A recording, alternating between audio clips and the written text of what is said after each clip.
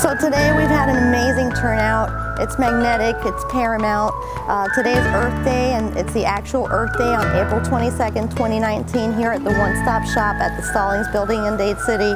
So the Earth Day celebration came about wanting to perform outreach.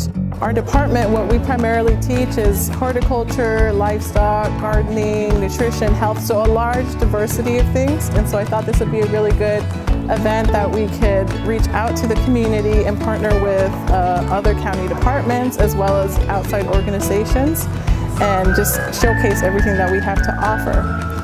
Okay, I'm a Florida Friendly Landscape Program Manager here in Pasco County, and I teach people how to garden, how to do it right. We have the same amount of water that we've had on the world for hundreds of years, hundreds of millions of years, and we can't make more, so every drop is precious.